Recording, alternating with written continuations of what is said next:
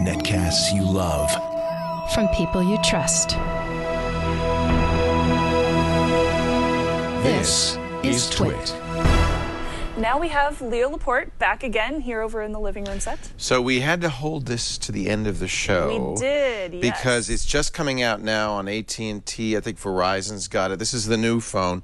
You know, this is the season. Now we have spring is the season of the new phones, like crocuses. All of they them emerge. The HTC, the new one, the M8. Any minute now, I'm sure we'll see a Nexus 5 from Google.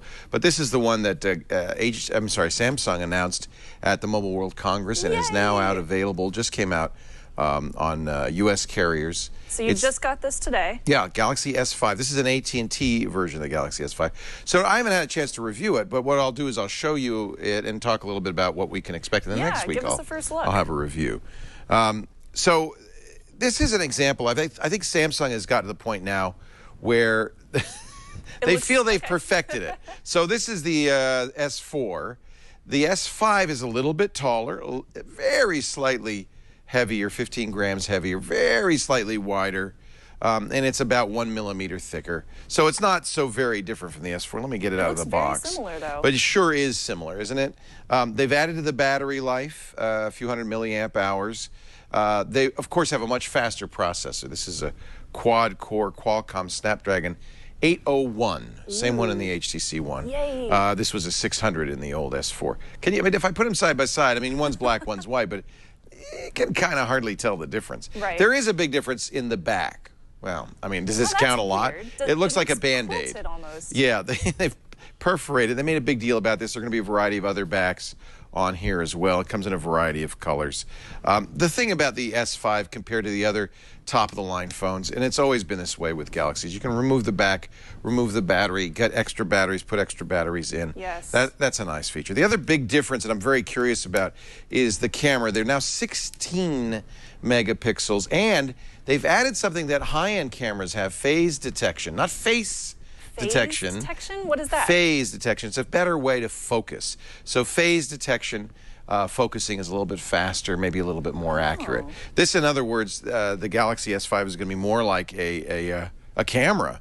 What else is there to say about it? Oh, I know one other thing I wanted to know, and I'm going to do it right now. How much free space? This was one of the unfortunate things on the Galaxy S4. 16 gigabyte phone only had about 8 gigabytes of free space. Because you have all the extra pre-installed Because there's so much stuff. Samsung stuff. My sense is they've backed off a little bit. Oh, yeah, you notice these are the round icons. We saw those. They're a little bit smaller. And the new quick settings window, which means it's going to take me forever to figure out where I can find storage on this thing. Maybe that's the idea. Everything is moved around and reorganized. I think, though, the organization, because you can minimize these, is going to make it a little bit easier for people to have the settings that they want all the time. I'm sorry, my head gets in that there. System is probably where we're going to find this. Storage, there we go. So let's see, let's see how much free space there is. And this was one of the things that was somewhat controversial about the old phone, and then there was some controversy over how much free space there'd be on the new one.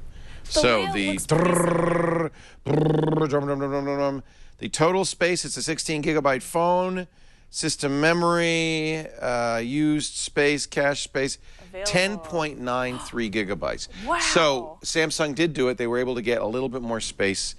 Not a lot, but a little bit more space on the phone. That means they've probably reduced the amount of extra stuff. Actually, they did. One thing they've done is you don't automatically get the Galaxy Essentials. You have to download them from the Samsung store. So that's a good thing if you didn't want Watch On, their TV app. If you didn't want to watch, you can install it and you can uninstall it. So I'm glad to see that. But boy, it doesn't look very different. The S Health Hub is still here.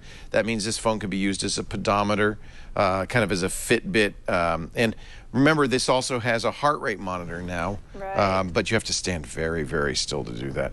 And fingerprint sensor, which is kind of cool. I'll give you a review on that next week. I want to give it time to really play with it. But there it is. It's a 5.1-inch screen. It is still 1080p. That's the Galaxy S5, and it's going to be available everywhere. This is the AT&T model, and I'll use it this week and give you a review next week. Yeah, I can't wait to see your review on it. I'm glad to see that they're not very larding it interested in up the as they camera. did. The camera should be really the interesting thing Yes. here. And that's become a battleground. You know, the Nokia's, the 1020, the 1520, the 520, those are great cameras, the 920. Yeah. Of course, It's so iPhone's important great. these days. I'm really loving the camera again on the M8, the HTC one that I was telling you about last week. So, yeah, I'll take a lot of pictures. We shall see. Yep. We shall see. I can't wait to see it. Thank you, Leo. In fact, let me and start. Next week, you'll see his full review The full of review. the Samsung Galaxy S5.